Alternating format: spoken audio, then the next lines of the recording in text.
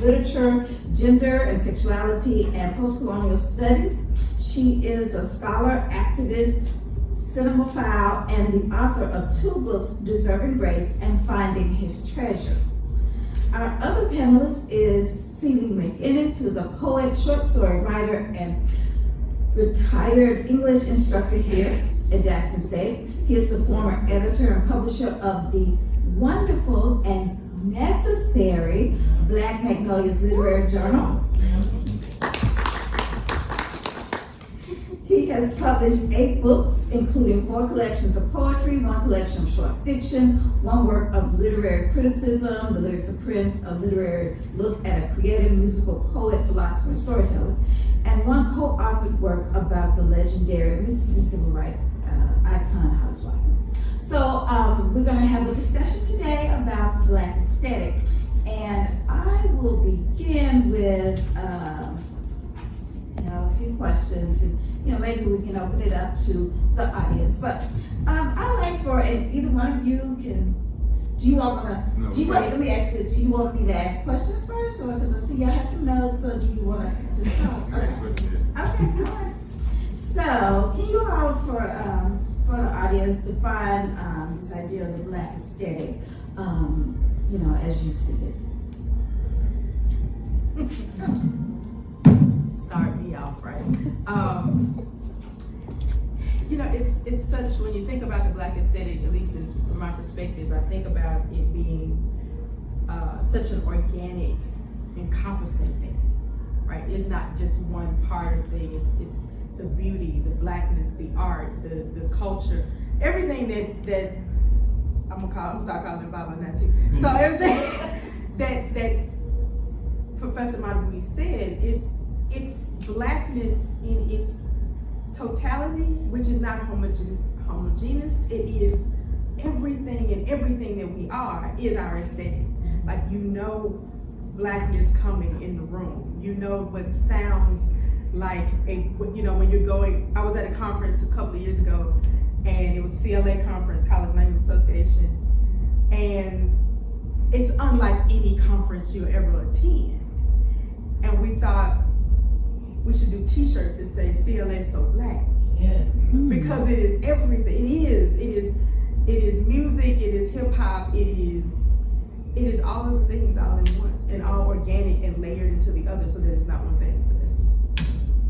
I agree. I think that before we talk about Black aesthetic, I think we have to land on aesthetic, right? Because a lot of people don't even deal with the whole notion. Aesthetic is simply your sense of beauty, right? So the sense of beauty, what we perceive as beauty, and how do we make beauty? And then the next step is we need to understand that then all people have a sense of beauty, right? North Jackson folks got a sense of beauty that's different than South Jackson folks. West Jackson's sense of beauty is different than Brandon folk, right? We have to begin, so that everybody has this particular aesthetic, right? And we have to then understand that aesthetic grows from who you are and how you live. So then if we then understand that, then we say, well, then what then is a Black aesthetic, right? Because what we're really saying is, how does what Black people produce different from what white people produce? Or what white people produce different from what Asian people produce? And so I would say there are about 10 specific aspects. Now, I'm not gonna go through all of them, right? But there are 10 specific. 6 of them I'm getting from this book, which is one of my Bibles, What is Life by Columbia Salam, Reclaiming the Black Blue Self. And 5 of them that I've so I'm saying that for a Black aesthetic, when I look at Black painting, when I look at Black film, when I look at Black sculpture, when I look at Black music, there are about 10 specific ways in which Black people do things that define for me what is a Black aesthetic. And so I'm only going to discuss 3 of them. One of them I want to read because I want to be specific to them, and then the other 2, the last one I want to hit just because you may not think of it as an actual artistic aspect.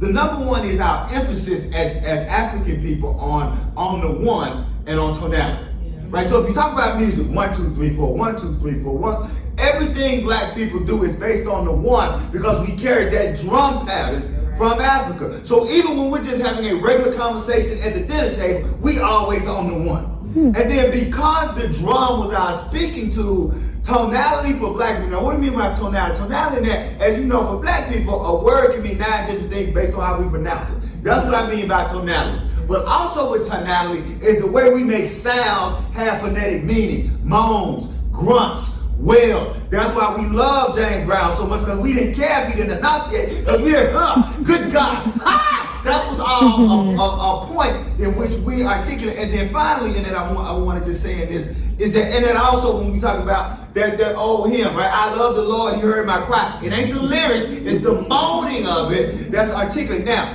also in that, it is the difference in way a white musician is taught to approach a note versus the way a black musician is taught to approach a note. A white musician approaches a note from the preciseness of the note, right? We want to sound exactly like that sound is in music school. Black people don't give a damn about the preciseness of that note. We want to bend it. We want to shape it. We want why? Because what we're trying to do as musicians is articulate and represent the life in which black people live, which is a different type of experience, right? So that's one of those particular aesthetics. The other one would be the exaggeration of oneself from set apart in the community, right? That's kind of the way we wear our hats cocked to the side. The way in which we invented the zoot suit.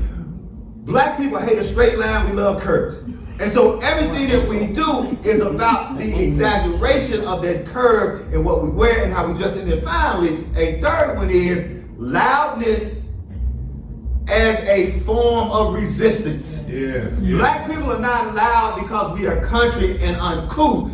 Black people are loud because we are reclaiming the spaces that have been taken from us, but also the one thing that we retain from our African sense is that we have a sense of self-worth, that we believe that to not be loud is an affront to the ancestors and an affront to the gods. And so loudness is not that you're stupid, loudness is you know you have a right to be here. And so those are 3 of the 10 things that if you look at, helps to define what I consider a black aesthetic. That's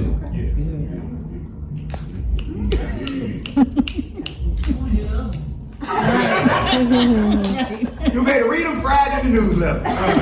So if you're not subscribed to the newsletter, subscribe to the newsletter.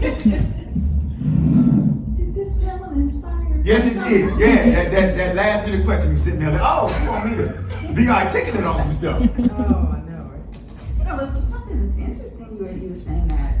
I don't know that this is necessarily an aesthetic thing. I just wanted to say that, you know, so my daughter is deaf, and so we're learning sign.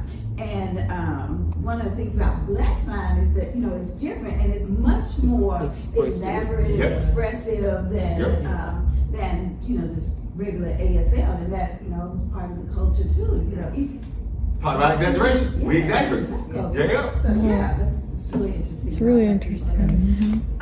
So you're talking about this loudness. You're talking about this part of the culture, and so this is going, because I want to talk about this. This is just going to push me on into this question. So I was watching the episode in preparation for this. I was watching this episode, Black AF with King Bears, right?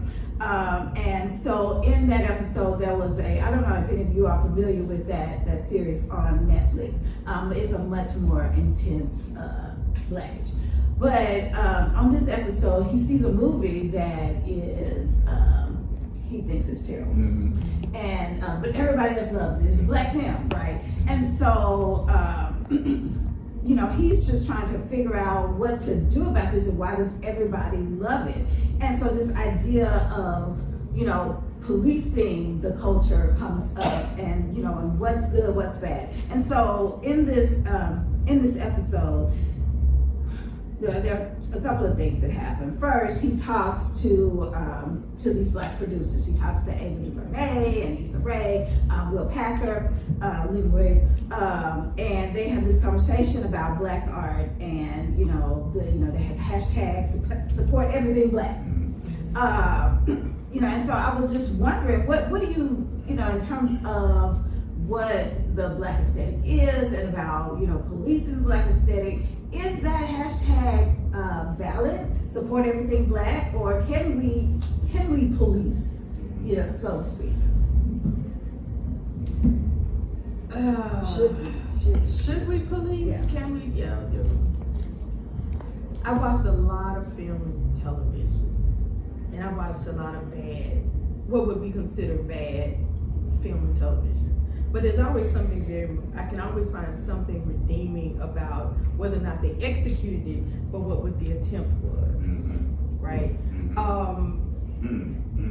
And so even in what we consider and in having these conversations about, again, that's also an aesthetic, about what you what you think is beautiful, what you think is good.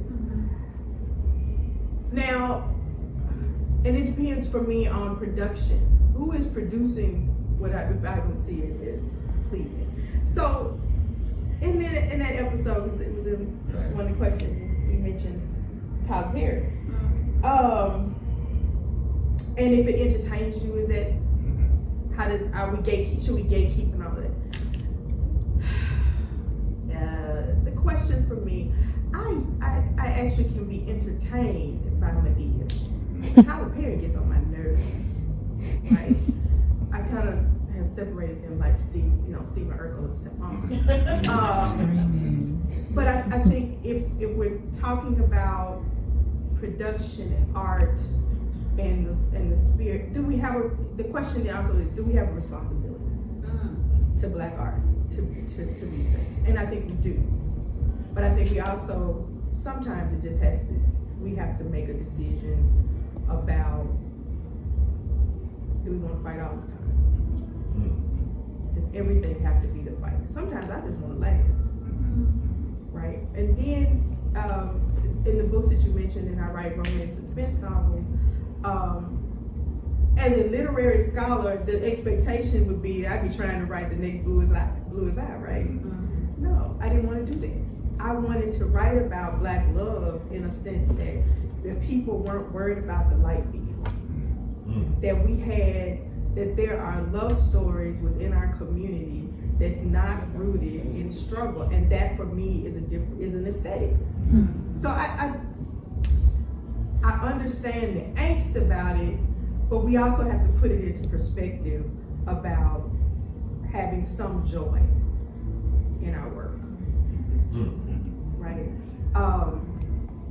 I mentioned when the Fall from Grace came out, when Tyler Perry was going around talking, I did it in 5 days, and it looks like he did it in 5 days, right? And if you own the studio, you should not have to be talking about you did it in 5 days because you came in under budget, right? Because you set the budget. Right, you set the budget. Your budget. Your budget, right? But when they're making TikToks and creators and regular people are saying, they send somebody to the hair store and they come out with $200 worth of wigs and they go, another Tyler Perry production, because we know that what the aesthetic is fast, put together, not well done, all of that. Especially in costume, because you put a cop in a security guard uniform and you thought people weren't gonna notice. Or you make missteps, and this is what irritates me about that. You make missteps like, where did you go to college in the same movie? Jonesboro, whatever, community college. And then there's this idea that she jumped and went to law school. That can't happen. That can't happen. You can't talk about community college and then we jump to law school. Because I knew what the impact of that would be for those who are avid Tyler Perry watchers, for somebody to think that they're gonna go from Hines Community College to Ole Miss Law. That's going to be problematic, right? And I guess I'm answering your question, but with film and television, we do have to be careful about representation and what Blackness looks like to everyone else. Unfortunately, we shouldn't have to always bear that, but it is a responsibility. And then sometimes we can't allow ourselves to care so much about what other people think. I mean, it's a real catch-22 for that, whatever that aesthetic is. But I want to watch a movie. I want to watch Willie Dynamite unapologetically. I want to watch The Mac. I want to quote, "You got to have vision," and I want you to know what I'm saying. Right. Because if we don't collectivize, there you go. Right. We got to run like a solitary rat. That's right. I actually use Willie Dynamite to talk about Marxist theory in my class. Yeah. Yes, indeed. Right? Because he want his to run in any part of the jungle. But they had, it's how we appreciate even in those moments that some people say, oh, I don't even watch Good Times because but Good Times was much more politically minded than the Jeffersons, the Cosby Show, and definitely Family Matters. I don't know if I answered your question or not, but I just thought. You said some good stuff. Okay. Now we'll wait for the preacher. I'm going to answer the question by giving 3 examples, and all 3 examples, I'm the one that looked bad. My father was a true revolutionary, got arrested during the Civil Rights Movement 3 or 4 times. Had a officer show up at his house and tell his father, my grandfather, if this Negro is here 2 weeks later, he gonna be real familiar with the truth. So my grandfather put my father in the army because Vietnam was safer than Mississippi. This is my father. I love it. So imagine my surprise when I learned that my father's all-time favorite television show was Amos and Andy. I could not believe that this revolution, the man who taught me how to revolutionize, Amos and Andy. We had this debate. You know, you get to a point where you think you can out-philosophize your parents and you're going to lay it on them and you're going to let them know what time it is. So I whole day. I said, what's up? I said, Father, here's the problem with Amos and Andy. The bottom line is, see, because my father said, well, hey, the white folks ain't mad about the Beverly Hills, but this is what I got to be mad about. There you go. I said, well, Father, here's the problem. The white folks get to see Amos, get to see the Beverly Hillbillies except. And then when they go off, Marcus Garvey, MD, come on. So they get to see this and that. When Amos and Andy go off, Father, don't nothing else come on. My father looked at me, well, then you should be mad at the white people for not putting enough black people on TV. That ain't got nothing to do with Amos and Andy. Right. So I think one of our problems about representation is that we blame the one black person for other black people not being represented. There you go. And we have to always ask ourselves, am I upset at what you're doing, or am I upset that not other types of black people getting to do it? Which then gets me to my second point is, we have to also accept that since black people are not a monolith, everything created by black people ain't gonna be for me, which gets me to scenario number 2. And one of my 4 major mentors, Dr. Reginald Martin, some of you may know him, but Dr. Reginald Martin and I realized, because he called me after he saw me, he said, hey man, I need to go see this movie, because I need to understand who this movie for. And then I went to go see the movie, and I called him back, and we both landed on the same point in the movie. Come to the point in the movie, we got to the point in the movie, and I told him, he said, yeah, that's when I figured out the movie wasn't for me. So I'm watching Set It Off. Good movie, by the way. I'm not saying not bad, but this is when I knew the movie wasn't for me. So remember when the baby gets left alone, the baby gets sick, and at the hospital? All right, so I'm sitting at the theater. Me and my wife, we sitting at the theater. Young folks, 2, 3 young sisters in the back. So I'm just watching the scene. Baby gets sick. Out the corner, you see some lady in a business suit, but that's all. I didn't really pay attention to that. The 3 sisters in the back said, here come that goddamn social worker. I said, oh! That's who this movie, because she knew that was a social worker. I didn't have any clue that the damn social worker was about to walk. I said, this movie, I just remember, this movie for us, this movie for us. And it's okay that black films get made for people other than me. Yeah. Now I want to go to your last point, which is being able to separate the what from the how. How being the master of class, the what being the definition, being the subject. And it's okay, people, to like something just because you master your class and not be cared about the topic at all. Because there are books and movies that I don't care about that topic at all. Like, I'm a person that, unless you trick me, I ain't going to see nothing about romance and love. Just ain't my thing. My wife tricked me to go see the Photograph. It was a good movie, but she tricked me to go see the Photograph. Right? In fact, I hated being in the Photograph in the movie Will Johnson because I was the only man in there, and other women in there was like, that's a good man right there. I'm like, shut up and leave me the hell alone. I'm sorry about that Photograph. So, I'm going to tell you, I'm going to do this craft versus topic on 3 movies. Okay? Purple Rain, Under Cherry Moon, Graffiti Breeze. Okay? Purple Rain, damn good movie. You can go to hell on if you don't think it is. Clarence Williams III should have gotten an award for what he did as the key to that. So Purple Rain, good movie. Okay? Let's go to the end. Graffiti Breeze. God awful damn movie. In fact, you can see when they gave up on that damn movie. There's a moment where the ambulance, you know everybody in that movie gave up on that damn movie like, yeah, this is terrible. Under the Cherry Moon. Here's the problem under Cherry Moon. Didn't nobody know what the hell it was. That's the only thing that's wrong. It's not a bad film. See, when you go to something, so the question, I went to see when Don Cheadle was in the Miles Davis movie, right? I had read Miles' autobiography. That's my favorite. I love that Miles. That book is always in my top 3 books. I hated that movie when I first saw it because I wanted to see a movie about Miles' life. Don Cheadle, no, this movie is just about the 5 years Miles was making music. So when I first saw it, that sucks. Then I went and I read it. Oh, he's not making the movie I want. They make it different. So, Under the Cherry Moon, I always tell, a couple ways to go look at Under the Cherry Moon, because Under the Cherry Moon should have been Mulatto Moon, and the Mary Sharon should have been a biracial person because she was really supposed to have been the tragic mulatto.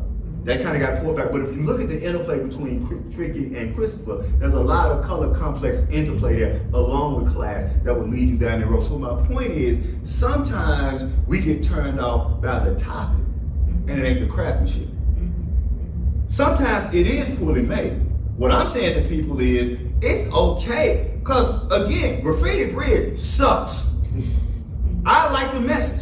It's a spiritual message, principles on a spiritual tip. I walk out, and when I'm watching, my wife walks through, shakes her damn head, and walks on out. She's watching that spiritual terrible movie again, right? So what we have to be willing to do is land where Under the Cherry Moon is, and the land where Set It Off is that we have to be able to say, not everything produced by a black person is going to be for me, and allow that thing to be for those other black people without demonizing those other black people. Because what I had to learn in doing some research, and I go on this show called What Did Prince Do This Week, and so we're covering the Purple Rain era. And I had to remind folks my age. I was putting up some articles. And everything that people are saying about Prince are things that I specifically said about Sexy Red, Meg Thee Stallion, and I mean word for word. Word for word. And I had to ask myself, then am I not allowing the people who their work moves, allowing them? And what we need to do then is not stop them from having that. What we need to do as elders is supplement them with stuff that we think. And I think that's rather than trying to take art from people, rather than saying, don't listen to that, don't enjoy that, what we need to do is say, hey, belong with this. Right? That's what my father did. That's why I got damn platters in my head. I can't get the platters out my head. I really don't want the platters in my head. That's a wonderful group, by the way. But because my father said, oh, you think you heard singing, boy? That's it. That's it. So I want to go back because Amos and Andy gets a bad rap.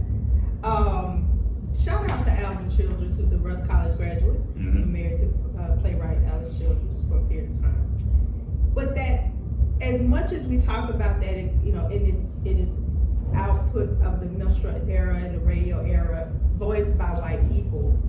That when they put it on television with black actors, to have black actors on television. With black comedy, right? That Andy is a postman. Let me ask you a question. I'm glad you going right where I was. This is where my father got me. Name the bad, terrible person in that cast. Because it ain't one. A person. There's not a person in the cast that doesn't have any redeeming character. So go ahead. I just want to. So that's the whole point. And so we the comedy, or what they consider to be the buffoonery, was really setting up a black community with people who worked, a little few tricksters, a few comedy, and so, but we attacked how it made us feel about whatever this good foot forward is, and what the aesthetic we wanted at that particular time for black people. And I think we sometimes get too caught up in that. The same thing with Good Times. Oh, they're in the ghetto, they're in Cabrini Green. Well, it's a 2-parent home. They fought for that. Now, I got problems with Norman Lear for changing James from a fireman in Maud to this. Right. But to see a black family with an artist for a son who's being supported by his father, I still get teary-eyed when he does the mural for the church, right? And the James Wheaton, who's from Meridian, by the way, said, I'm not gonna pay you. Right, I'm not gonna pay you. And when he fights for his son, it's such a powerful moment for that support, just to be able to support. So I think about black girls and black boys who want to be artists who are not getting that support. We still have that problem, right? We're not getting that support. And so just to see that, and he said he's proud of me. Or to see black fathers apologize, to see them talking about, of course, little Michael being the revolutionary because he had come from a child, but just to see that dynamic, we've never seen that again. Even in our middle class iterations of black families, we've never seen that again. Right. So, and you can take a script from Good Times right now, and it's the same. It's the same. So we're going through some of the same things. So I think, and of course, you know, I love Prince as well. Under the Cherry Moon is an exceptional film. They were not prepared. It's like watching Harlem Nights. The tragedy of Harlem Nights was that I think Hollywood did not want Eddie to become a director and get on the other side. So they vilified, which is a great film, a great comedic film, and how many greats are in that film, and the aesthetic of of Harlem in that period of time, the dresses, the suits, the respect, the humanity that they don't get, right? And so even in those things, so when Amos and Andy's put off the air in the 50s, we don't get another one until we get Uhura in Star Trek in 66, and then Julia doesn't come until 68. Right. And then by that time, then of course you got, you know, the 70s, but really that's a big span of time. And so do we care in that moment? We have representation, and if one is successful, then we could get more. Everybody wasn't going to be Martin. Right? You could have, in the 90s, the plethora of TV shows, blackness and all of that we could actually have different viewpoints. You could have a working class family of Family Matters, or you could have the upper middle class family, rich folk of the hustle. And that was okay, because it gave everybody something either to aspire to or to relate to, or all of those things in the aesthetic of what blackness was in the visual representation. Unfortunately, in the literary world, I think that we got to the point where you can only have one great black writer at a given time.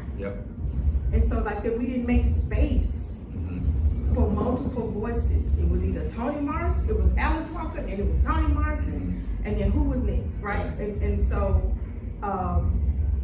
or even just pitting each other against each other doesn't give us a chance to really say we're all of it. Which is what we see now in the podcast world.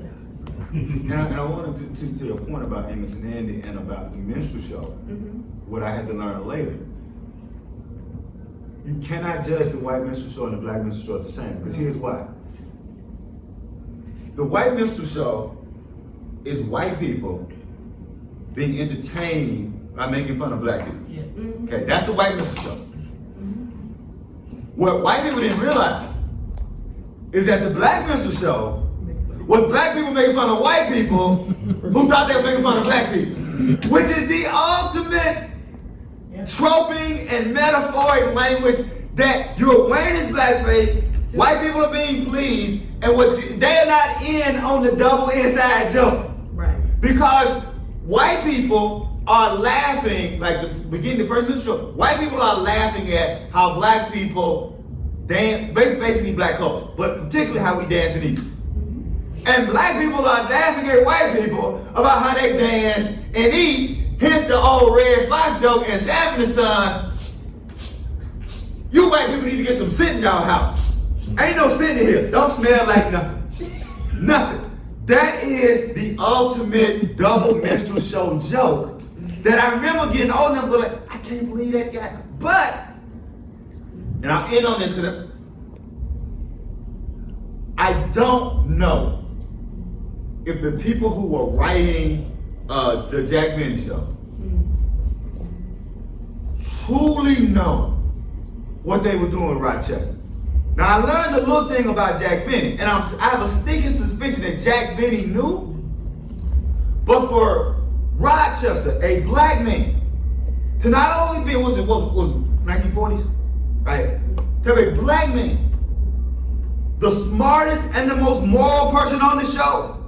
Because Jack Benny was clear. He wanted you to know his character was not moral at all. Right? Jack Benny was not interested in anything but his money. Rochester was smarter than all the white people. He was more moral than all the white people.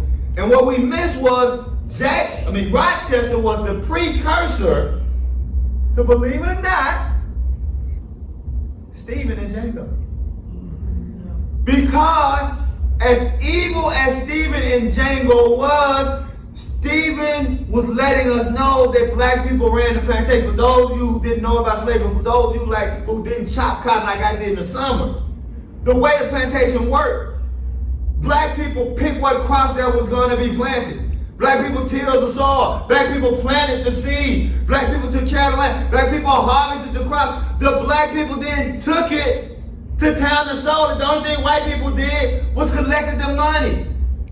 So Stephen, being the most intellectual person there, was the double intelligence of black people playing that role. Who this thing on this dad? Right? That's when you first meet Stephen. Who this thing on this dad? But then an hour later, hey man, they here for that gov. And you a stupid white boy that don't know. They here for that gov. That is the way black people ran the plantation. That is who Rochester was. That is who Stephen was, despite the fact that he was evil. And as those of us who are discussing the black aesthetic and well-crafted art, that's a history we have to know.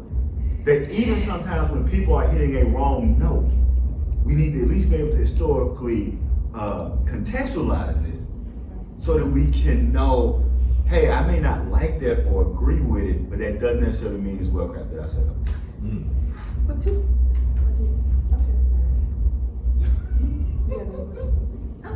I was because of the aesthetic of when you mentioned Sam in Django, which is why the aesthetic of the Super Bowl performance by Kendrick Lamar was so, for those of us who understood the intricacies of what he was doing, and he had someone say, but it wasn't all that. But if you didn't understand the coloring, the shaping, the division, the language, the nuance of having Sam Jackson play Uncle Sam, having just played Django, Stephen and Django, like all of that is working, of course, and all of the beautiful shade that is thrown, which is playing the dozens on a low, and to know that terminology, right? To know that Kendrick is playing the dozens by having two of Drake's exes on the stage and one doing the crip walk and one, it's all the aesthetics of it, and that's why those of us who grew up kind of understanding that, we're so excited about what happens.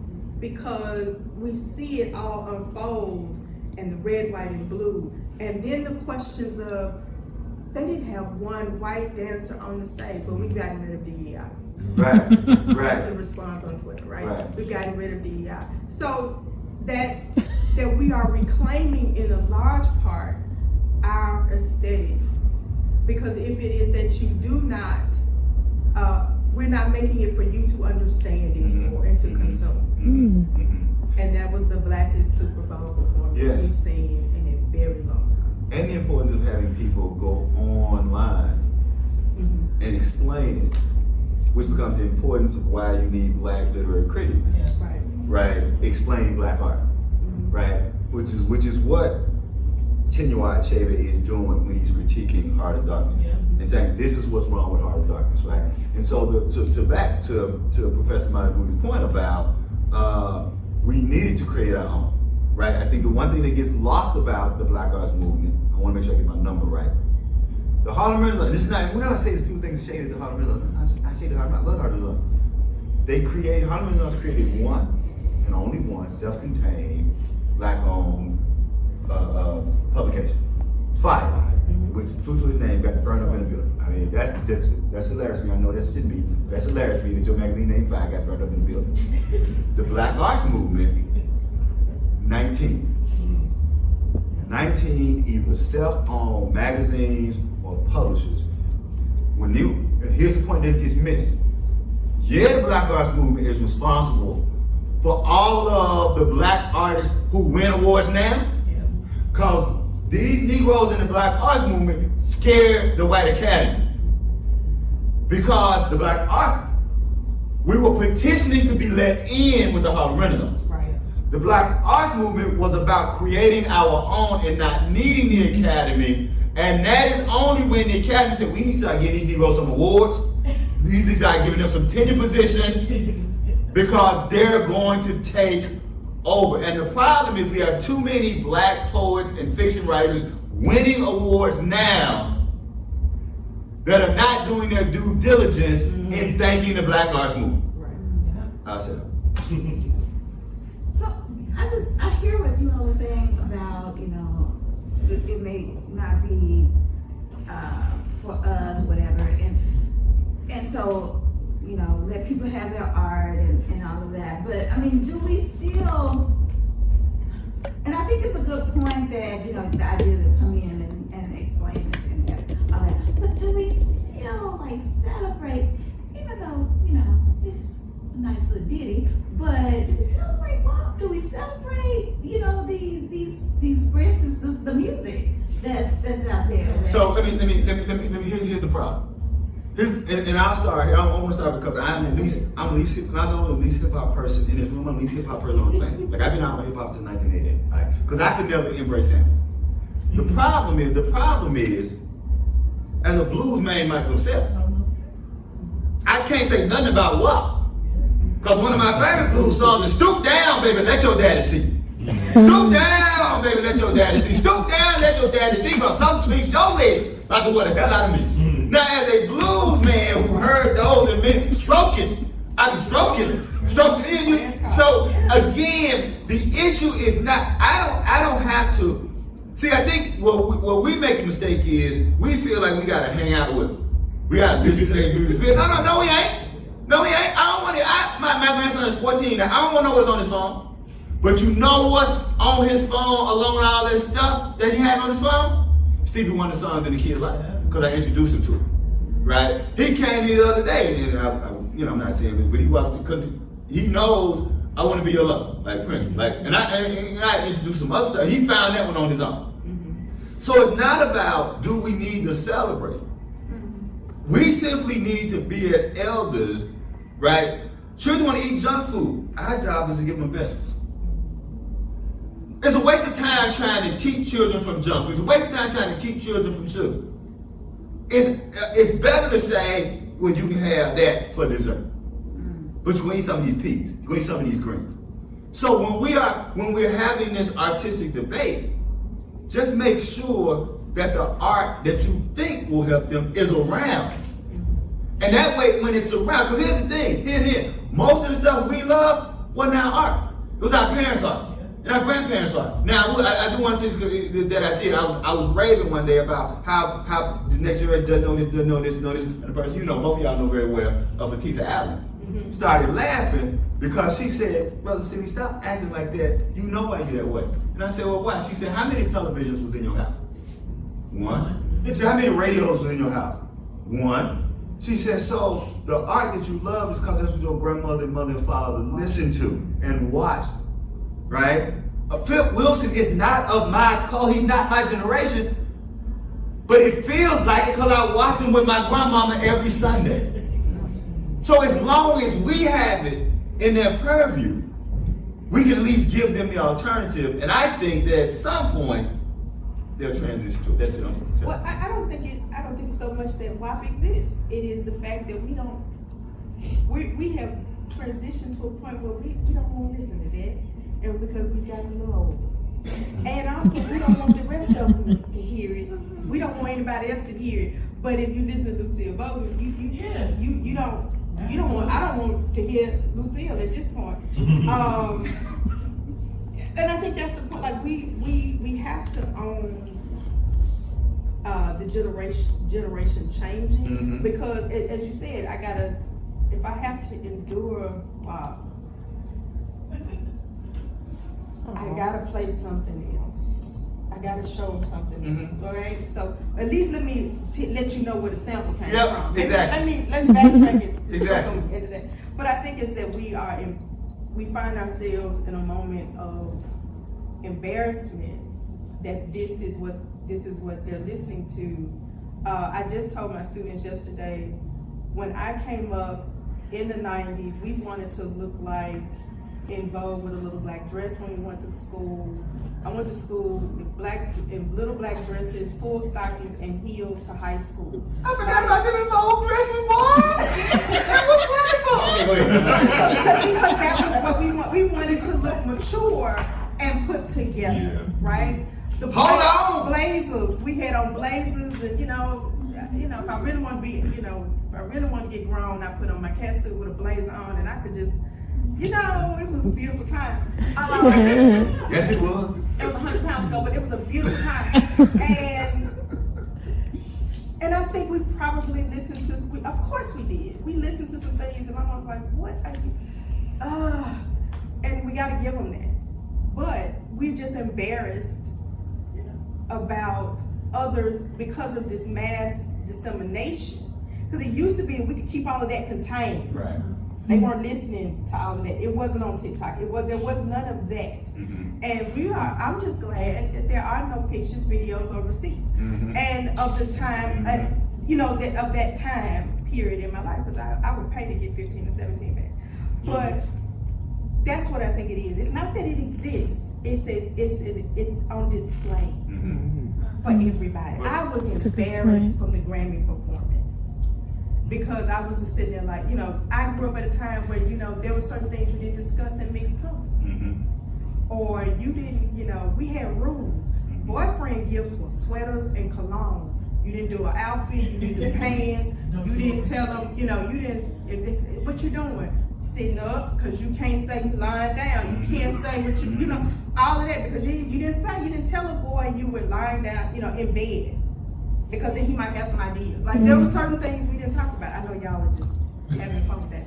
But it's just out there now. And so this youthful aesthetic that we had, we have to tell somebody. That's why everybody was afraid when the Freaknik movie came out. Boy, people were checking their database, boy. They didn't want to be put out there. I was there in 94. I was at 94 Freaknik, right? No pictures, no receipts. And so, and I wasn't in the movie, thank you, Lord. No, not me. Trust me, I scrolled through that one quickly. I'm kidding. All right, ain't in there. Let's move on. That's right. So I can't say. So for us to go to something called Freaknik, and for them to have, wow, I got to let them have that. But it's just that we are slightly embarrassed with as we grow up and realize it's kind of like, well, running in the house knowing you almost died and you don't want nobody else to know. You gotta when you're outside, just being feral and doing all those things. And so I think that's what it is. It's not that it exists. It's just that we're embarrassed that everybody knows it exists. But also, I want to get just one last point because I was discussing this on the podcast. I don't know when, but I became very comfortable being a hypocritical parent. And I think a lot of parents have problems being hypocritical. I ain't got no problem being hypocritical. See, because when I was 14 years old, my mama thought I was at JoJo house. Right. No, I've been on Bill Street since I was 14. Right? My father used to take me from the age of 5 to 15. I went to the B.B. King homecoming concert. Right? At the age of 10, I saw Prince open for Rick James. My father used to always say, you ain't telling the story right as a truck. If I told it right, you would look even worse. All right? But my point was, when I have 2 stepchildren, I was very clear. I was clear, yeah, I did it, and you ain't gonna get to do it, I'm gonna break your neck. Right. Because I think a lot of times there's that tension of, see, we wanna be like, well, I never listened to that, or I never did it. No, I come the exact same way. No, I did it, survived, but 2 or 3 people I know didn't survive, so you can't do it. And we have to realize we have to trust that type of parenting because my stepdaughter, we had holding hands to each other because of the curfew. I didn't care because I gave my parents holding hands for my curfew, right? And we went back and forth. I mean, this was World War III every night about her curfew. She turned 30 years old. She came to the house one day. She said, hey, look, let me tell you something. She said, all those years I was giving you hell about the curfew. She said, I was using my curfew in the streets because I knew I was running with some fools. So when they was getting ready to do something that I knew was real crazy, She would say, y'all know I'm down, but you know, old dude, my mama the mad old dude at the crib. He be tripping, so I'm gonna go to the house. I ain't trying to hear what he trying to do. Y'all know, yeah, girl, cause they would get, she said they would get in the car and Tasha would go, them heifers going to jail. And she would come on. So the fact that we are not comfortable being hypocrites, right? Because we think sometimes it is do what I say and not what I did. Because I was lucky. Think about had somebody called Claudette and said her son died in a car crash on 61 between Memphis and Clark City. Claudette would say, no, my son at JoJo house around the corner. So we have to be able to embrace this is what we did. This is how we did it. We survived it, and I'm going to provide these alternatives. Because the one thing about what that story my stepdaughter taught me is, coming back to what you're saying, they going to see it. But if you pour enough into, see the one thing about it, my parents had poured enough into me. When I got round to crazy, I was only going to be so crazy. The problem is not enough children are getting poured into. That when they get round to crazy, when they go off to college, when they go get their first job out the state, they don't have enough not to go, but so forth. That's it, I said. Go ahead. We had to work hard to be fast. We had to know time travel. I had an earring for 6 months and they didn't even know.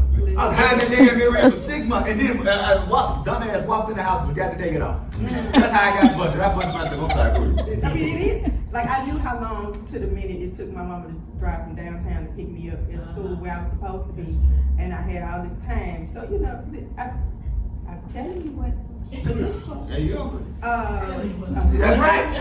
Look, can't nobody catch a criminal but another criminal. That's right. So some of y'all parents ain't ever done that. That's why your children run in circles around. That's right. Because you don't know what happened. You know, you got to know the game. That's it. Go ahead. I got one more question because we got 4 minutes. Yeah, well, yes, go ahead. Oh, so much. I love this conversation. I was thinking about, this whole idea of what's not making obvious in me. And I tell students sometimes, especially in the reading writing class, you have to develop your own taste, which takes critique and critical thinking and sometimes even acknowledging you don't understand the aesthetic that's working in this film. The first time I saw Daughters of the Dust, I was like, what's going on? I don't understand. But the second and third time, I was like, oh, I felt like it was a masterpiece visually, but I couldn't quite grasp because I didn't know much about Gullah culture. I didn't know much about, that film is about 80 million different things. It's about migration, it's about mothers and daughters and ancestry.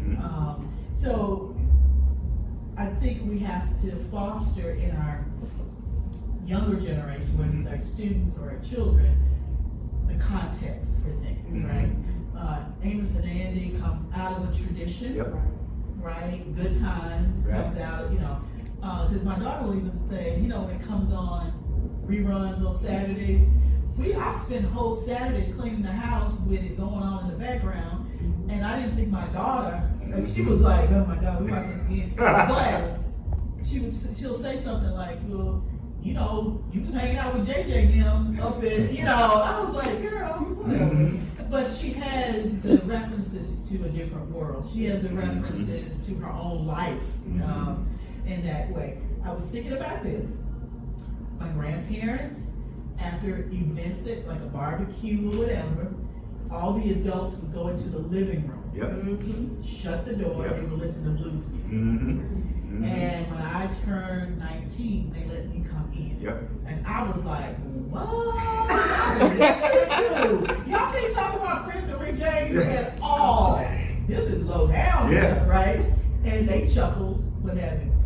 Then, thinking about my mother and I'm 14, we're driving over a fortification, Capitol Street area, and Soft and Wet comes over my nose. Oh, there you go. Yes, indeed. And I don't quite understand, but I understand. I know it's nasty, but I also know the groove is nasty, and I like it. Right. And my mother is bopping along too until she says, "What is this?" Right. Oh my God. Right. Now she's the biggest Prince fan. She's 80 years old. He comes home, she's like, But that moment is, you know, that instance where you hear, you know, Cardi B, right? And it's shocking, but this idea of shame is kind of problematic for me, because I don't want us to be shamed, Right. right? Particularly because we're creating this work, right? And other people are stealing from us Yeah. and appropriating Yeah. that. Okay? Yeah. Whether you're talking about Bessie Smith, right, Ma Rainey, you know, Chuck Berry, Little Richard, all of that stuff was sexually The suggestive. architect, honey. The originator. The originator. Nobody told me. Right. And because they worked in double entendre and stuff, people don't get as worked up. But, you know, I'm gonna tell you the truth. I heard it, Cardi B in this song, and I was getting it. I was Mhm. like, and then I just deal with black men, and I was like, oh Lord, Oh. turn it up, you know. So I guess what I'm trying to say is, I don't believe in censoring artists. Black people particularly, we can write about any freaking thing we want to write about.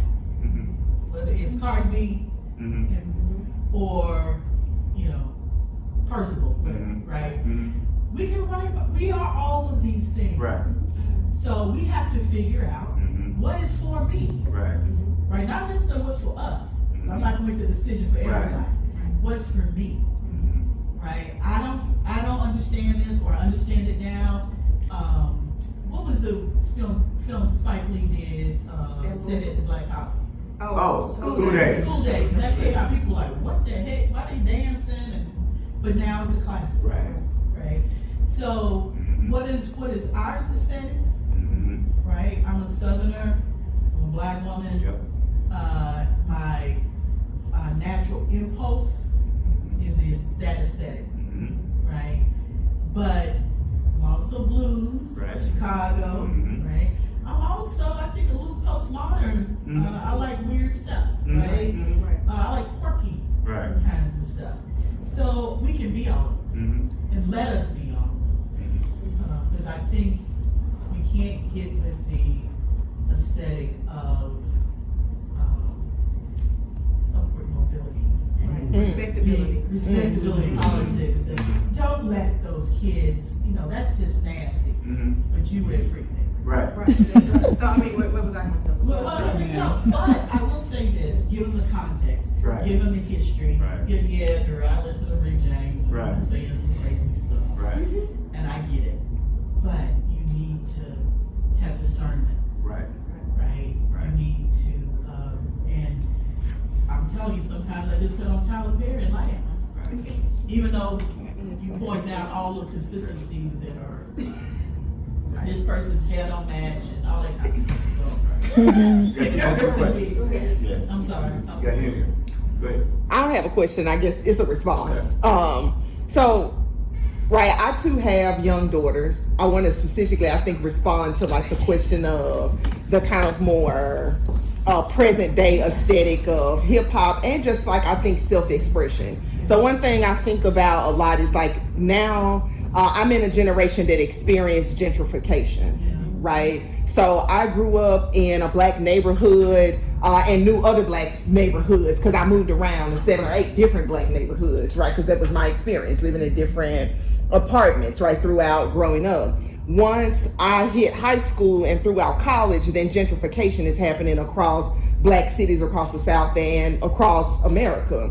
So now with black neighborhoods don't exist in the same way that they did in the past, a lot of black children are not growing up where they experience the black aesthetic in an organic way as much as perhaps we did. They also don't engage in like third spaces, right? So they don't go to the mall on the weekend. I was a majorette at the community center, right, at 9 years old. So I definitely was back then doing something that nobody called twerking. It was just popping, dancing, gyrating, whatever it was. And when my grandma would be talking and my mama and grandma would be talking, I would be behind them, you know, like this. Right? And my sister, and this is something we did But I think a lot about the agency that allowed me to feel in my own body, even if it was in somewhat of like a private and communal space. But also I was a majorette in the parades and different things like that. I was part of the community center. I went in the summer. I see people now when I'm in Memphis.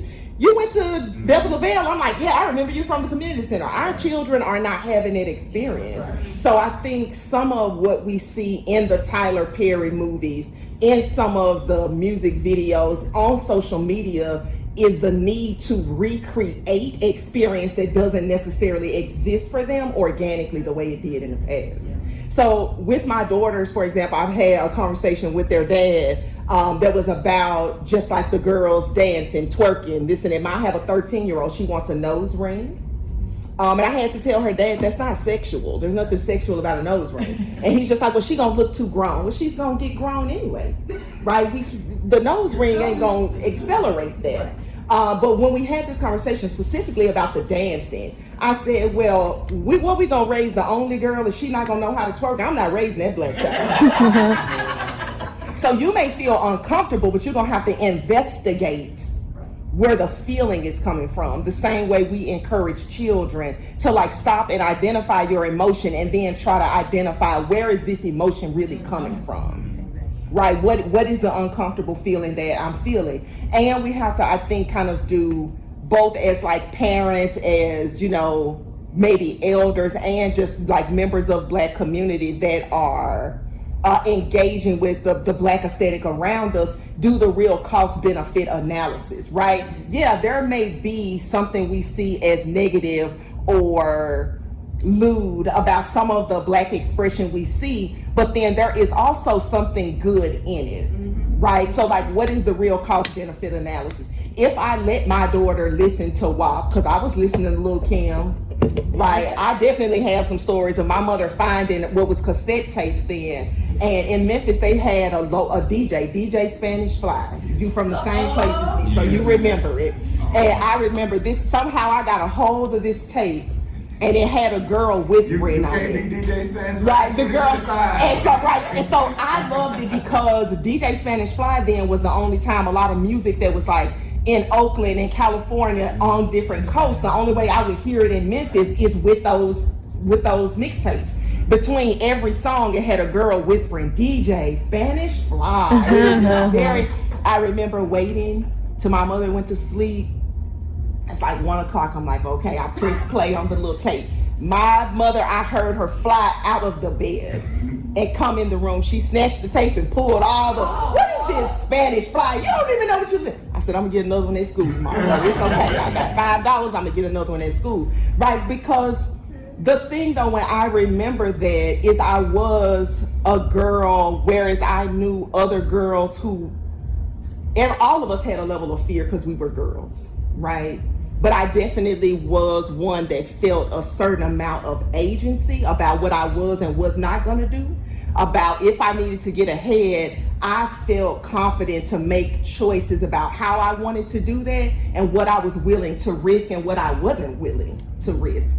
Right, so there was a benefit to me being exposed to what older people might have seen as negative things. It gave me a sense of agency, and it gave me a way to start to address like a general feeling of fear and like, how do I have control when I don't feel control in my surroundings, right? So what I have to ask myself when it comes to WAP or like all the different things is, what kind of child do I want to raise actually?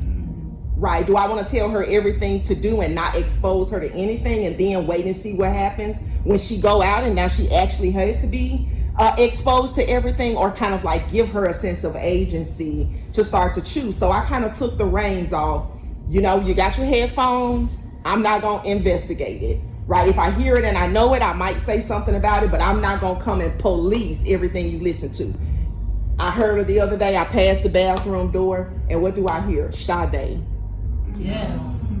And this is what my 13-year-old is listening to when she is brushing her teeth and washing her face, doing her morning routine. It's Sade. Because once I kind of just opened the reins, then she felt a little freer to just kind of move about the cabin and kind of see, you know, what sticks. And if I had not done that, I think the fear sets in, and the like, I don't want to disappoint this person and this person and this person. And once that gets ingrained, it's hard even as an adult to let that go.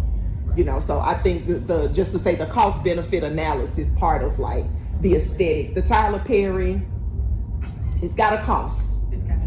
It's got a cost, but I do think that for some, there are some members of Black society right now, of the population of Black Americans, that is part of the only access they have to something that feels like home. Yeah. You know. Yeah. Johnson? Just quickly, we're the mechanisms in place to provide the cultural balance for our young people. It can't just come from the elders, because the elders of mine, they know what they're talking about. But when we were coming up, there was pretty soft and wet, and there was Rick James, Super Freak, and also Give It To Me Baby. But you also had Luther Vandross saying Never Too Much. You had OJ saying Cry Together. So that didn't come from the elders. That came from the contemporary culture at the time. The challenge that we have today is the messages are really just one-sided in the culture. There's the balance. When I fell in love with hip hop, I fell in love. My first concert was a 2 Live Crew concert when I was 13. Lord have mercy. But I went there because Heavy D was on the stage. Heavy D was on the deal. My cousin, he wanted to see NWA. Right. Neither one, we were both the same age. Right. NWA, Heavy D on the same ticket. Right. That's the balance that's in the culture. Right. Neither one of us knew what 2 Live Crew was, but after we left that night, you knew that? We knew. They were the headliners. We were like, who was that? Okay, yeah, until. But so when we talk about the aesthetic and the fact that this stuff is not new. Of course, for Lil' Kim, HWA. Before then, he had Millie Jackson. So it's Love Hotel. It's not new, but there was always within the contemporary culture a balance. Right. Where is the balance in today's contemporary? Yeah, we got Kendrick, but like you said, most folks, the young people I talk to, they like, this Kendrick. What is but they talking about Pooh Shiesty and Young Boy and all these other folks. They're not talking about Kendrick Lamar, the poet laureate, wins the Pulitzer. No, they don't know and care about that. Right. Where is the contemporary culture's balance to help them say make a choice between the two? So I would say that what you said is actually true. Our options went away. I'll just say this. Our options went away because our parenting got worse. Yeah. And when I say our parenting, I mean my generation. My generation of parents are going to go down in history as the worst parents of all time. And I'm going to be empirical. I'm going to give you empirical. Here's how I know. Did you know that empirical? So I'm Generation X. Did you know that empirically, our children are going to be the first generation in the history of humanity, of human beings, to be less educated and make less money than their parents? We are the first generation of parents whose children will go backwards in education and economics. And so all those options, the NWA, the Heavy D, all those options were because those groups were coming out of households that were giving them options, right? Unfortunately, today, the artists are coming out. It's not even about, I want to make this clear, because we were having this discussion earlier. We missed James Baldwin's warning about the church. James Baldwin was real clear. I don't care if you believe in Jesus. I don't care. We need to sustain the church as a center of culture. That's all James Baldwin wanted from the church. It was the center of feeding people. It was the center of looking after people. Your first speaking engagement was your Easter speech. Your first understanding of organization, you was a junior deacon or a junior usher. So the reason that the art is the way it is because they don't have options, because they don't have parents who can give them the options. And until we are willing to have a real discussion about what happened to parenting, not from a place of you a bad parent, but from a place of why did parents stop giving options? From the notion that we started having too many people who either couldn't afford to be parents or didn't want to be parents. And so that's where, because when I hear Professor Little talk, that's all under the umbrella of parenting, that agency, because they put her in something. They made sure she was somewhere, that she was doing something. Yeah, my mother took me, and she was horrified. I don't know why, she made a decision. My mother took me to see the 12 when she was 12. Now you took your 12-year-old to see a Richard Pryor, Jackie Gleason movie. There's a line in the movie where the person, they buy Richard Pryor. And Richard Pryor says, the white man says, this is enough. And Richard Pryor says to the white man, you gave us so much money, me and my wife are about to make love, you can join in if you want. And I laughed, and my mom was horrified that her 12-year-old got that joke. And she was mad the rest of the night. I was like, you want probably here. But at the same time, I saw that, and at the same time, I saw Prince Open James at the age of 10. I was also a Boy Scout. I was also playing Little League. I was also a junior. You see what I'm saying? Mm-hmm. So that we were well-rounded people. So that one sexual thing, that one other thing didn't impact us in the way that children today was not the one sexual thing. It's the only thing that I'll end on this. What I love about Prince is Prince was very clear. Human beings are pie chart with multiple slices. And he made sure that you were going to experience all those multiple slices. Our children today are being told you are one slice being. And it's because of a brand. Yeah, you're a brand. You're a brand, and that brand is one slice. Yeah. And until we get back to making our children holistic by making them multiple slices, my mama didn't care about the sexual songs I was hearing. Because she knew I was hearing other stuff. That's it. Well, I absolutely right on that. I always say that my generation has been tried and found wrong. Because parenting somewhere along the way, it was about convenience. And parenting is inconvenient. Yep. Yeah, say that again. Parenting is inconvenient as hell. Yep. Right? Because, you're taking here, there, you're doing this, you gotta do this, because where did my life go? You don't get it until they leave. That's it. And then they come back. And then they never get out the pocket. And then, it doesn't. But that's what they don't understand. That's the point that they don't get, right? That it never ends, even when they leave, because you're never not a parent. And so, I would venture to say, though, that our generation, I would want to do an analysis of how many of them had them so young that their parents who were tired took care of the basic necessities, because we had a generation where kids with teenage pregnancy rates were on the rise, and so they were growing up all at the same time, still wanting to be kids, and so not ready for the emotional connection and of course not the financial, but ready for that, but the emotional sacrifice and psychological sacrifice it takes, right? And I think that if the church doesn't do in that way what as Bob would say, if you're not saying your Easter speech, and you're not going on youth trips, and you're not getting that leadership point, and then honestly we started raising our Afrocentric children, our African children with Eurocentric principles. And so we decided we're going to take a little corporal punishment out of the classroom because, we had all these rules. And I get it. I get it.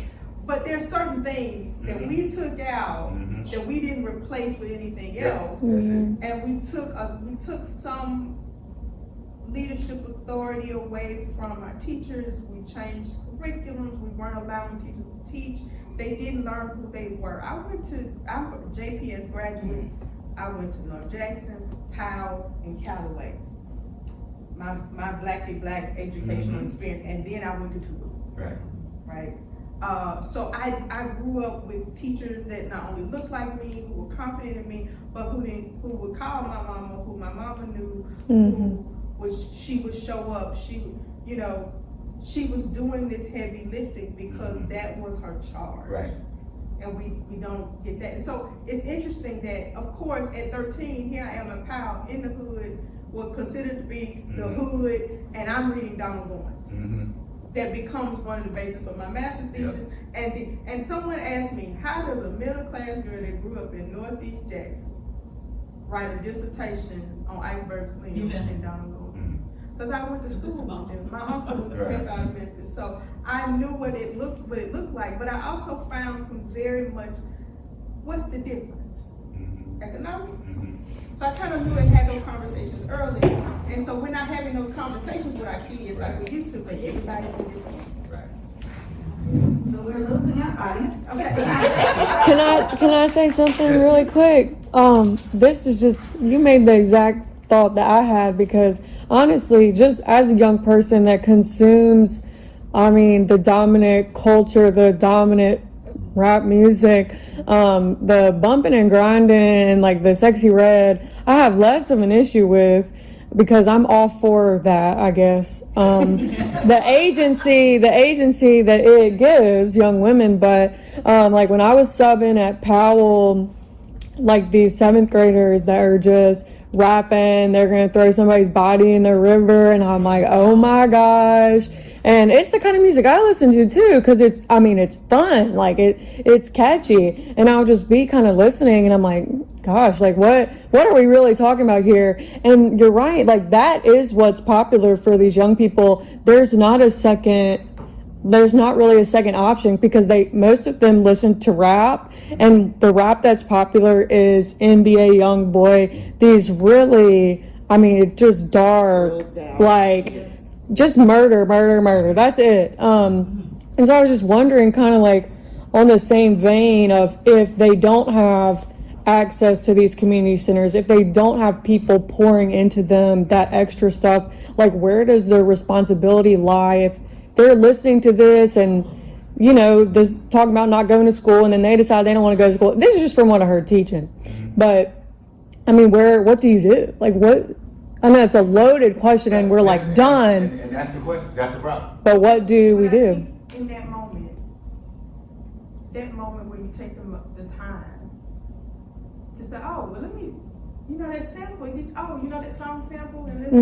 So that individual interaction can change and have a snowball effect. And so the problem is that we've gotten so busy sometimes that we don't take the time to engage, even on one-on-one. That could also be something else. If you watch the 4th season of The Wire, where they're in the school systems, and the former cop decides, he's teaching math, he's supposed to be teaching math, and the only way he can reach them is about probability is to play dice. Right? So he's meeting them where they are, but also giving them the lesson that they need. But he's got to do it in the way that they can accept it. And you got to be able to do it. Or to taking that kid aside and saying, hey, come a little early, we'll let you take a shower and get you some clothes. Right? Even to take that and to say, so I asked my class when Roberta Flack died. I said, Roberta Flack died today. And they looked at Nobody. me. And I said, have you heard of Roberta Flack? I said, no. I said, you heard of the Fugees? They said, no. I said, you heard of Lauryn Hill? No. Okay. So this was a writing class. So I said, well, let's look. I'm gonna let you listen to Roberta Flack. This is your homework. We're gonna listen to Roberta Flack while you free write. That's awesome. Okay. But you also are gonna listen to Lauryn Hill. Right. Look at her version, look at Roberta. Right. What's the difference? Right. So engaging them is a kind of critical thinking, engaging them where it's teaching, what's the term called when it's a teachable moment? Right. Okay? You don't need to learn about line breaks right now. Let's listen to Roberta Flack. Right. And let's listen to Fugees and where they come from, and immigrants and Haiti. And so we go off and all this, but it helps them even how they think about what they're listening to, Right. because now you can't shake it. Right. I made you critique Mhm. and look at the Fugees. And it's better. And It probably makes is them better. feel better. And they hopefully they'll download it. Right. But it makes them, once they get that habit, and we all know that, Mm. right? That first book you really Yep. got into, you were like, well, where's another book? Right. Yeah. By that Right. person. Right. They're gonna do that with what they listen to. And if I'll say, my daughter went to Montessori school from 3 to 13, majority black, but kind of snooty, Yeah. okay? And which is why I never felt comfortable. But